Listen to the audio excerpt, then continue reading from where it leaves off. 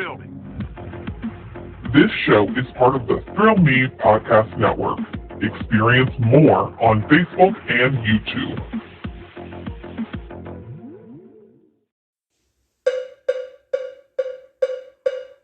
It's Review It Man, reviewing what he can.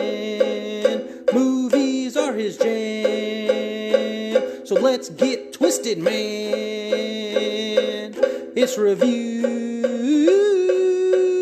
It Rob. Hey, yo, welcome to the Review It Rob Show. Appreciate you joining in. This week, going to be giving my spoiler-free review on Blumhouse's latest release, Imaginary. Did this get back into the good side of Blumhouse after Night Swim happened earlier this year?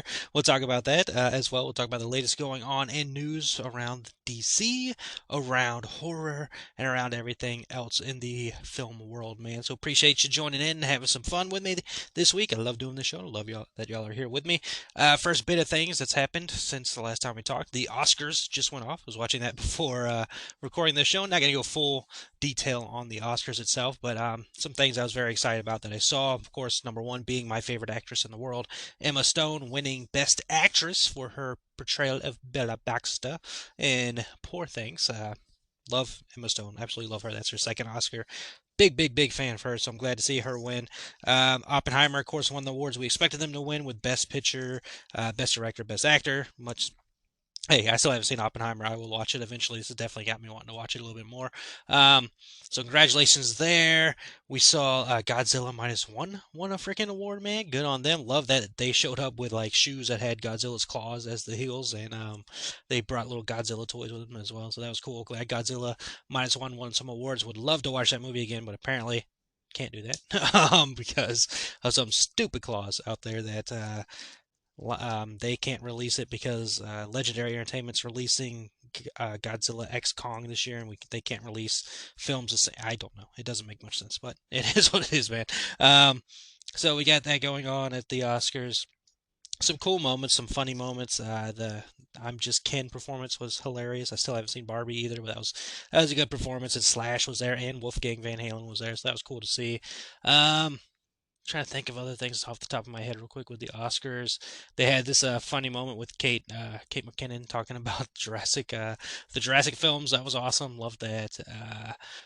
Of course, DC guy. So the biggest moment for me, other than Emma Stone winning, was they had Arnold Schwarzenegger and Danny DeVito come out to present an award, and they talked about Batman. They brought up Batman, how they were both Batman villains, and they talked about how Batman was in the crowd, and they showed they showed Michael Keaton, of course, who is Batman for a lot of people, and of course was Batman for Danny DeVito's film, and they had a great fun moment there, so I love seeing that. So overall, Oscars, that happened, and no, I had a good time. I had a really good time watching it. John Cena's moment coming out there, pretty much buck naked, but just covering himself up with the nomination was hilarious. He was doing the award for costume, so even more hilarious. So, good time was had watching the Oscars this year, without a doubt. So, without further ado, going from the Oscars, let's go in to talk to a movie that will not be nominated for an Oscar, but that is not going to deviate my thoughts on the film by any ways. I will go ahead and let you know the film I'm talking about is Imaginary. You already knew that. So Imaginary is the latest film from Blumhouse. It is a PG-13 for some violent content, language, and drug material. Yes. Horror, mystery, thriller. That's the awesome trifecta there. 1 hour, 44 minutes, and is currently only in theaters. This film is from Blumhouse, the genre-defining masterminds behind Five Nights at Freddy's and Megan. All right, well, go ahead and sell yourself tall there, guys. That's in the synopsis. I'm not saying that myself. That's in the synopsis. So from Blumhouse, the genre-defining masterminds behind Five Nights at Freddy, Megan. All right. Hey, if you talk yourself up, somebody's got to, right? Let's see. It comes an original horror that taps into the innocence of imaginary friends and begs the question, are they really figments of childhood imagination, or is something more terrifying lying just beneath? When Jessica moves back into her childhood home with her family, her youngest stepdaughter, Alice, develops an eerie attachment to a stuffed bear named Chauncey she finds in the basement. Alice starts playing games with Chauncey that begin playful but become increasingly sinister. As Alice's behavior becomes more and more concerning, Jessica intervenes only to realize Chauncey is much more than the stuffed toy bear she believed him to be. Rotten Tomatoes currently has a critic score of 32%, while there is not an audience score at the moment for this movie, which is surprising. IMDb 4.8 out of 10. Yeah, there's no audience score for this movie. So it is what it is, man. So what were my thoughts on the film? I can tell you, I was pretty sold on the idea right away from seeing the trailer. I'm like, oh, this could be fun. This could be an interesting idea. Why not? I wasn't expecting anything massive. Wasn't expecting anything groundbreaking or anything like that. But I like the idea. Like I got no problem admitting it. When I was younger, I had an imaginary friend, right? I think most of us have had some imaginary friend in our life at some point in time. So the concept is interesting. Um, and I think the movie was enjoyable overall. It's nothing that's gonna be overly groundbreaking. It's not like Megan was, that was last year, right? So it's not like Megan was. Megan was, I think, a much better film, story-wise, pacing-wise, put together-wise. I think Megan was much better than this one. Five Nights at Freddy's is close to that. I wouldn't say I'd say it's better than Five Nights at Freddy's, just my personal opinion. But I think it's closer to that than Megan. If we're gonna go, and I get the comparisons like Toy Bear, Doll, all that stuff. But overall, I liked the movie. I enjoyed it a good bit. I thought it was that was pretty well put together. There's some things where maybe they rushed a little bit or kind of jumped to in situation. Of course, with this movie and how you're gonna put it all together with imaginary bears and all that stuff, how it's all gonna work. I get it. I don't fault them on that. I had a good time watching the film. I will gladly watch it again. I think the best part of the movie is the imagination you got to put into it, right? You got to think of this little kid moving into a new home. I mean, it's nothing, again, like I said, it's not a groundbreaking movie. We've seen these horror films where a family moves into a new house and there's something going on there, right? So there's nothing too groundbreaking there, but so you gotta get past all that stuff, and of course it's kind of like listening to music. You're gonna hear some of the same guitar riffs in some songs. It happens. There's just so much you could do, right? But I think the movie itself is it's interesting enough to be one of those things where you're just like, okay, yeah, I've seen this before in another movie, but it's cool. I enjoy it here, and I can see the kind of different spin you put on it, so to speak. So I get that. I enjoyed that aspect of the film, and I will say the ending of this movie is really good. Like I like the ending. I don't know the amount of time because I only seen it once. I saw it in theaters and I wasn't looking at my phone. Obviously, to clock times or anything like that. But the ending leading up to the final moments of the film, I really liked. I like the area they went into. I like the scariness, the mystery kind of vibe going on, the jump scare elements that can be put in there, and most importantly, the practical elements. So that's one of my favorite things about this movie is there's practical effects in it, and they work. Like I like the practical effects a good bit in this movie. I've even said it a couple times. I think I put a post on social media. Um, I told my friends this as well coming out of the movie, but like I'm a huge Halloween Horror Nights fan. I can easily see this movie playing as a Halloween Horror Nights house or part of a house, right? Because Blumhouse does the double house thing. So I could see one part of the house being imaginary and just being that final sequence because that works as a house without a doubt. Like that has maze elements to it. It could work very well as a house for sure. So if Blumhouse was to be at Halloween Horror Nights this year with Five Nights at Freddy's and this double bear action, if you will, or that sounded much dirtier than I meant it, but you could have that or whatever the other house would be if they put Meg in there. I don't know. Obviously, not going to be Night Swim, which this movie is better than Night Swim. I kind of teased that at the beginning, going into this movie awkwardly when I start going into this review. But it's Night Swim. Don't want to be overly negative. I didn't enjoy that movie. I absolutely enjoyed this film. That's kind of what you get with Blumhouse. It's like you're gonna like this movie, you're not gonna like that one. You're gonna enjoy this movie, you're not gonna enjoy this one. That's kind of the route they've gone down. And I got another movie news to talk about involving Blumhouse with a film that a lot of people didn't enjoy, but I personally did enjoy. So we'll get to that when we get to news. But overall, man, I thought Imaginary was good enough. I enjoyed a lot of elements of it. I enjoyed there's some backstory elements I didn't need. You kind of overhashed it a little bit too much. Like I don't need it to be overly told to me. I kind of got the idea. But the acting, for the most part, is fine in the film. Of course, we're dealing with child actors, so I don't want to overly judge child actors. That's just rude and ridiculous. Um, so I think it's fine what they did there. I'm fine with the story. Again, I don't need anything. I just need to be entertained, right? That's what we're looking for films, and I was entertained with this movie, especially in the horror aspects.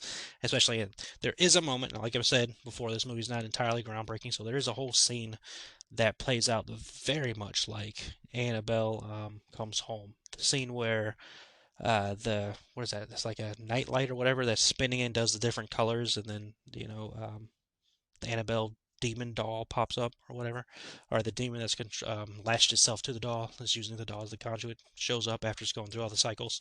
There's a moment in this movie that plays out like that, and like the nun where it's crossing across the room and then gets to the picture of the nun, and the nun pops out. Very Conjuring-esque here, and of course Blumhouse and Atomic Monster have teamed up. I don't know if Atomic Monster had anything to do with this movie. I have to look into that real quick, but very much played like a James Wan Conjuring moment. So now I'm not seeing James Wan's production company on here, so it is what it is, right? But again, I enjoyed the film. I know it's got very bad reviews or mixed reviews from some people, or negative reviews. It is what it is. If you want to wait for to watch it on streaming, totally get that. But I enjoyed it. I'm glad I saw it. I had a good time watching it, and there you go, man. So of the Blumhouse films that have come out this year, they are 1-1 for me. We have Speak No Evil coming out August 9th, 2024, and Wolfman is scheduled to release October 25th of 2024. So we'll see how those things all turn out. Speak No Evil. Have I seen the trailer for Speak No Evil? Of course, they've got Megan 2.0 and the Black Phone 2 coming in 2025. Speak No Evil. What is Speak No Evil? A dreamy holiday in a beautiful country house becomes a psychological nightmare. Okay, so sounds familiar enough. Oh, starring James McAvoy? Alright. Alright. Mackenzie Davis. Is there a trailer for this? Why do I feel like I've seen something for this? Alright, I gotta look into this a little bit more here. This is how this show works, ladies and gentlemen. Is this your first time with me? I do this stuff on the fly. I do not believe in being overly uh, perfect. I don't believe in that stuff. Let's see. Speak No Evil. Does it have a trailer? Speak No Evil official trailer. Shudder. That's from. That's. I don't know if that's the right movie. Hang on. Alright, so yeah, no, I'm not seeing any trailers or anything like that. This Speak No Evil is a Shudder movie that was not the same one we're talking about here. This one's gonna be a remake, it looks like, starring James McAvoy. All right, cool. It is what it is. But overall, we're talking about Imaginary. I enjoyed it. Let me know your thoughts. And let me know your thoughts in the comments. I've talked to some friends about it. They have all said they have enjoyed it as well. Some have said not the best movie, but they enjoyed it nonetheless. So, and other people have said they've outright just thoroughly enjoyed it, and they agreed with the Halloween Horror Nights aspect. So, it is what it is, man. It's all selective. It's all selective. It's all subjective with these horror stuff. But I personally enjoyed it, man. So let me know what your thoughts in the comments, if you will, or if you saw it. Let's see. Going into horror news seems appropriate after talking about a horror film, and starting off with Jason Blum, who is of course behind Blumhouse. News surrounding the Exorcist films. So, if you remember, Blumhouse got the rights to do a new trilogy of Exorcist films, and they kicked it off with Exorcist Believer last year, which was an amazing house at Halloween Horror Nights last year. The movie itself has been panned and got a lot of negative reviews. Some really good reviews, some negative reviews. Again, you're going to get that with all the movies. I personally really enjoyed the movie. I don't know why it's gotten so much hate. I'm not 100% sure what the thought process behind all of that was. And then I've read some of the reviews that people put out there, and again, this is all subjective, and you're allowed to have your opinions about movies, but some of those reviews I've read, I'm like, you didn't watch the movie, or you're coming up with something that the movie isn't doing, because that's not accurate. But, what can you do?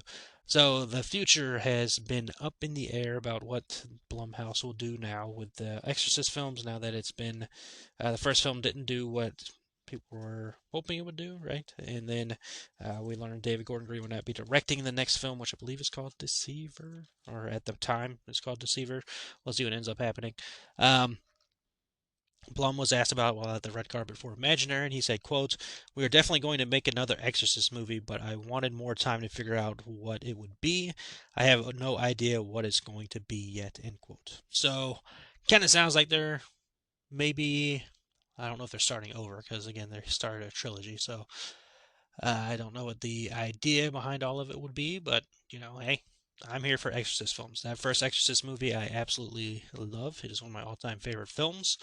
Um, and again, I enjoyed Believer. I don't know what the hate is for that movie, but you know, people are gonna hate things. It's the sad, unfortunate thing in life. But hey, you know, we're not all gonna agree on movies at the same time. Sad, unfortunate thing in life is not necessary. Like I said, we all got our opinions. Aren't all gonna like the same movies, but I personally enjoyed it. I know there's a good amount of people that enjoyed it. I know friends close to me have enjoyed the film. My brother saw it with him; he enjoyed the film. So, and he's not a horror guy. So, I mean, I don't know.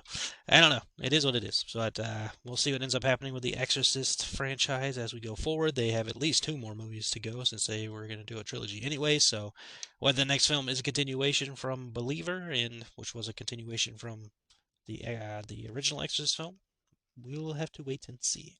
But something that is apparently a continuation from the first film is Halloween. Halloween, which Blumhouse did the trilogy, was behind the trilogy of the last Halloween films here. With David Gordon Green, who was behind the Exorcist movie. So, did not expect that tie-in to happen, but it all happened here. So we do know that we talked about it on the show before, and we saw the news about it and all this. Halloween is being made into a TV series with their next ideas for that franchise, as the last couple films were not met with the best of reviews in that new trilogy over there at Blumhouse. So they are now doing a show for Halloween. Miramax head Mark Helwig has provided an update on the series, saying, quote, "The foundation of it is the original film, the John Carpenter movie, the characters of that film, and perhaps a group of characters that we haven't really focused on that much in recent film versions, or even in a number of them.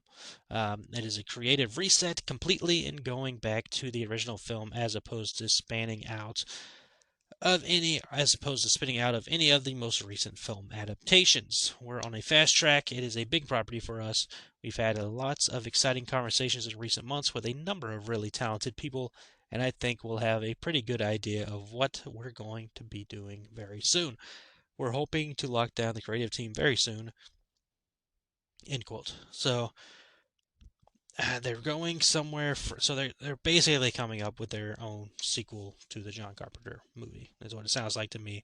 They're trying to do something completely different from the Blumhouse films.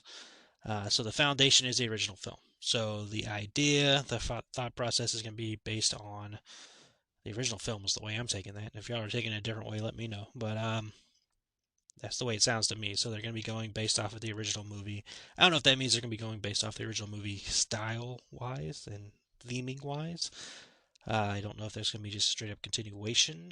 It says creative reset going back to the original film. So I, I don't know. I mean, I don't know what the thought process there is. Will I be there to watch it? Absolutely, I will be there to watch it. I like Michael Myers, like the character. I've enjoyed a ton of those Halloween films. They are mandatory watches every year for Halloween for me. Um, I don't know what to expect from the show itself, but I mean, if anything, Chucky has shown that it can work, right? I know I bring up Chucky a lot because it's my horror icon, but I mean, it's also a hugely successful horror TV show that is the grounds of what you would want your 80s slasher icon to kind of follow, right? And we know we have Crystal Lake coming, and that'll be on Peacock. We don't know where this Halloween show's going at the moment. We'll see how it all works. And again, I know Chucky's not the first movie to go the TV show route and be successful. I mean, Bates Motel did it, right? So it works. Is the main is the main point here, is that it can work if done correctly, and Chucky's the most recent one to do it. So I just have to wait and see how it all works out. I am excited nonetheless to see how it goes. They're what did they say here? This complete creative reset, completely going back to the original film as opposed to spinning out of any more recent film adaptations. So they're going back to the original film. That means we're not doing anything Jamie Lloyd, right? We're not doing anything with a new Blumhouse trilogy. We wouldn't do anything with zombies films. We wouldn't do anything with H2O or Resurrection. So yeah, there you go. We'll see how it all turns out, right? Let's see. Maxine finally has a release date. Ty West and Mia Goth's third film in their trilogy of films over here will be releasing July 5th. I know a lot of people have been waiting for that. July 5th is coming up pretty quickly, so we're now in March, so not too long until July 5th, so you gotta imagine a trailer will be coming at some point for that. I still haven't seen Pearl. I know a lot of people have enjoyed it. I've seen a lot of people saying they like X more than Pearl, so we'll see how it all goes. I'll eventually see Pearl. I'll definitely see it before I see this movie. But yeah, there you go. You get some news finally on that movie. The Final Destination franchise, of course, is coming back, and that new movie officially has a name, as it has now started to get underway with filming. And the title of the movie is Final Destination Bloodlines. So, are we excited for the Final Destination franchise to come back? I know it was a franchise a good amount of people enjoyed, right? And we all still think about that freaking log truck scene in Final Destination 2. So, it's like my most successful TikTok, and I think it was the last TikTok I did actually on my trip down to Halloween Horror Nights was involving around that too. So, yeah, Final Destination I think is a franchise a lot of us still remember. I think it's been a while since we've done a Final Destination movie, so it's fine. If I remember correctly, the person who did the latest Spider-Man films, this latest Spider-Man trilogy, is doing this new Final Destination movie, if I'm correct. No, maybe not. I could have sworn he was. Like, what happened with that? I could have sworn that dude was doing that. Now, this other thing I looked up says he is doing it. Alright, so whatever. John Watts is not the director, he's producing it. Okay, so he's the producer on it. Because I remember he turned down Fantastic Four because they wanted him to do Fantastic Four. He turned it down to go do Final Destination because he and his wife apparently are huge fans of the Final Destination franchise, if I remember that story correctly. So, yeah, Watts and his wife have announced they'll be joining the sixth installment of Final Destination series as co-producers. Also wrote the final treatment as well to be adapted. So, yeah, there you go. So I was right, even though it took me a long time to get there. But yeah, Final Destination is coming back, has a new name, Bloodlines. And final bit of news in the horror, sci-fi, spooky realm, Millie Bobby Brown has said that the final season of Stranger Things has 9 more months of filming left. Like, seriously, dude? Like 9 more months of filming. So what are we? What is March? So April, May, June, July, August, September, October, November, December. So it'll be filming throughout the rest of the year. So maybe it releases in 2025, right? Depending on if they have to do whatever they have to do to finish up that film. Or it's gonna be a film, but let's be honest here. It's gonna be a bunch of films in a couple episodes, like they did with the last 2 episodes of season 4. Like I'm excited. Like I really do love that show. I thoroughly have enjoyed that show. And going back through previous Halloween Horror Nights and reliving the houses they have done, I honestly enjoyed all of them. I know the year they did, what was that, 29 when they did 2 and 3, it wasn't the best. I get that. But man, just the love that I have for that show as a fan, walking through some of that stuff was still fun, and that My Flyer was still so freaking awesome. Um, so yeah, I mean, wow, 9 more months of filming left. It seems like we've been waiting for this show for so long, and it's God, what season 4? When was that? It wasn't that long ago, right? Season 4. I mean, we did a house, obviously. So, um, season 4 was 26. No, that was the first season. I was going to say, is that 26?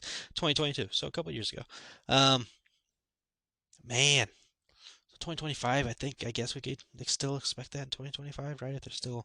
If filming ends in December, I guess we can still expect it. But, man, I can't wait for that show to come out. Apparently, Millie's already seen what happens with her character, even though she hasn't read the ending of the script. Like, she walked into the room and she saw what goes on with her character on, like, the whiteboard or whatever. So, she didn't spill the beans there. She's definitely not a Tom Holland. But, yeah, I can't wait, man. I can't wait to see how they end all this. This has been a heck of a journey. So, to see it coming to an end. It's gonna be emotional, I'm sure. That show's made me cry a couple of times. So to see it coming to an end, whenever it decides to coming to an end, man, what a show it's been.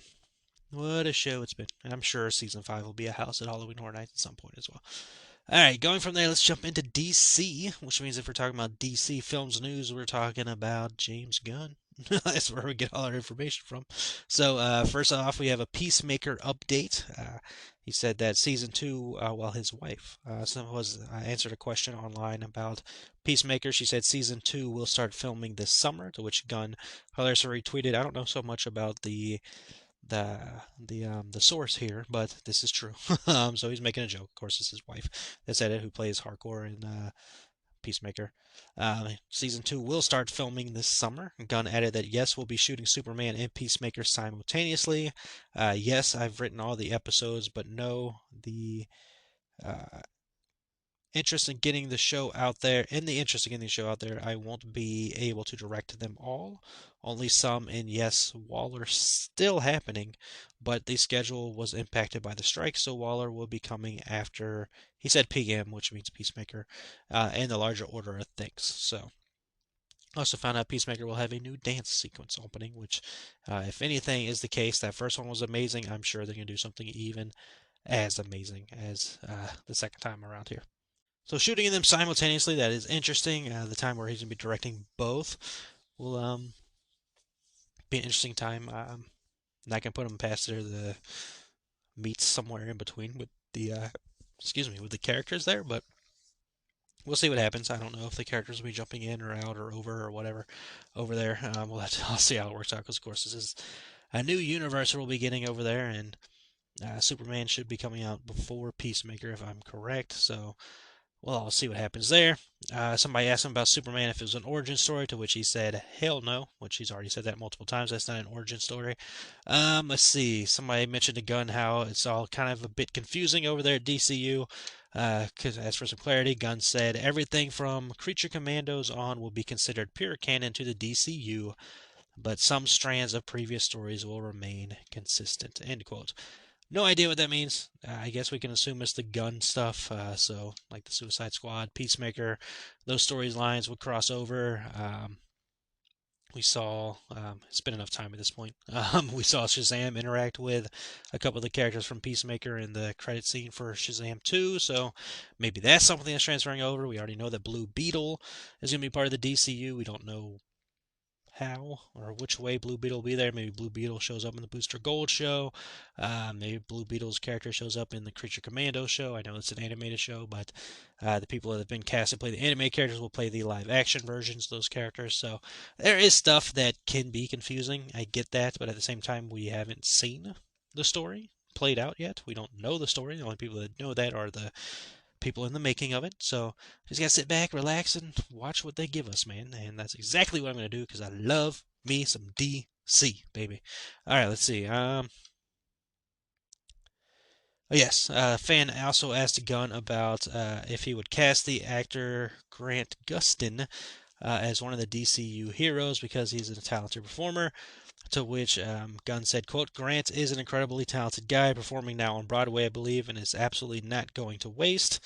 So, yes, that was the quote. Somebody said Grant Gustin's going to waste. Would you please cast him in something in the DCU? To which Gunn, again, replied, quote, Grant is an incredibly talented guy performing now on Broadway, I believe, and is absolutely not going to waste just because he's not currently in a DC project. He did go on to say that he would love to work with Grant at some point in time, which has led a lot of people to be like, oh, the Flash is coming. Grant's going to be the Flash in the DCU. Um, Fine. I have no problem with Grant's Flash whatsoever. I have been on record that I enjoy Ezra's Flash. I am a fan of Ezra Miller's Flash. I like Ezra's more than Grant's, but both are good. And I don't know. Again, that ending to the Flash movie is Ezra the Flash. Ezra hasn't been in trouble lately, right? Um, and most of that stuff that was brought up about Ezra was proven to be false. So who knows? I don't know what the plan is there. Are they cast a completely new actor and Grant's just playing somebody else in the DCU? I don't know. We have no idea. Grant himself, yes, very talented. Obviously, he's on Broadway. If you're on Broadway, you're freaking talented. So talented. We got to see him play the Flash for a number of seasons over there, and yeah, like I'm cool with Grant coming into the DCU. Whether he's the Flash or not is irrelevant. I don't know where they're going with anything, so we'll have to wait and see how it all works out. All right, and other bits of news. Two more things to talk about, then we're done here, man. Other bits of news: Illumination, and Nintendo. Of course, today, as they're recording this episode, is March 10th, which, if you look at it, is MAR10. So Mario. They consider this Mario Day, and Illumination Nintendo have announced that they will be joining forces again to produce a new animated film based on the world of Super Mario Brothers. Now, if you saw this video, the noticeable thing here is that they did not say this is a sequel to the Mario Brothers film we got. They said they're just working in the world of the Super Mario Brothers again. The companies did specify, however, a release date in theaters of April 3rd, 2026, so a while out there. That's pretty much 2 years through. 2 years from now. We are in 2024. So it's 2 years from now. But I liked that Mario movie, and a vast majority of people enjoyed that Mario movie, and glad they're taking their time here to not rush into a sequel just because that movie was successful. That's something Hollywood has done too many times with films to rush into a sequel that should not have been rushed into. So good to see them learning, at least them knowing this over here, taking their time, and then releasing whatever the property is that they plan on releasing in 2026, man. We'll just hope it's as good as the Mario movie we just got. And then last bit of news, Lindsay Lohan has confirmed that a follow-up to the 2023, the 2003 film of Freaky Friday is officially in the works, saying, quote, I won't say, well, she was asked about production. She said, quote, I won't say that yet, as in the date that it's going to production. I don't want to say too much. Lohan then added that her and Jamie, quote, are both excited. I'm going to speak for Jamie, blah, blah, blah, blah, blah, end quote. So, yes, this has been rumored for quite some time. Jamie Lee Curtis brought up several times how she would like to do a Freaky Friday movie again with Lindsay Lohan. That didn't take long before that ended up apparently getting approved. And then, of course, now we're hearing from Lindsay Lohan, who seems to be back in a big bad way. There's rumors that she's going to be joining the Marvel Cinematic Universe as some kind of character. So we'll see if that all ends up happening. We know how superhero movie rumors work, but if it does, cool. Good for her. It's good to see she's back on track with everything. So, cool. I liked that Freaky Friday movie. I had a good time. Jamie Lee Curtis is easily one of my favorite actresses. So I'm on board for anything she does. And I will gladly watch that movie because, again, I liked the first one. So they got the group together and can make it as good as that first one. More power to them, man. And that'll do it for this week's episode. Hope you had a good time. Hope you appreciate it. If you saw the film Imaginary, if my review helped you want to see it, cool, awesome. I don't know how good of a reviewer I am. I just kind of do the show and I'm just talking. But I hope you enjoyed it. I hope I, seem like I know what I'm talking about. Probably don't. But hey, nonetheless, I'm having fun. And if you're having fun with me, that's awesome. So yes, Imaginary. If you saw it, let me know your thoughts in the comments, as well as what do you think's going on with The Exorcist? What do you think of the Halloween TV show? What would you like to see over there? Final Destination. Are you excited? Maxine, are you excited for that? Peacemaker. All the stuff going on at DC doesn't make sense. Are you interested in that stuff? I know I love my DC. And then, what do you think this Mario project and Illumination project could be if it's not a sequel to the Super Mario Brothers? Which, again, they did not say it was a sequel, man. So let me know your thoughts in the comments. That'll do it for this week's episode. Appreciate you all joining in. Hope you have a wonderful rest of the day, week, month, year. Save that excitement. Be happy. Be excited. Trust yourself. Believe in yourself. You are amazing. You are enough. And as always, remember that happiness can be found even in the darkest of times if one only remembers to turn on the light. Talk to you all next episode.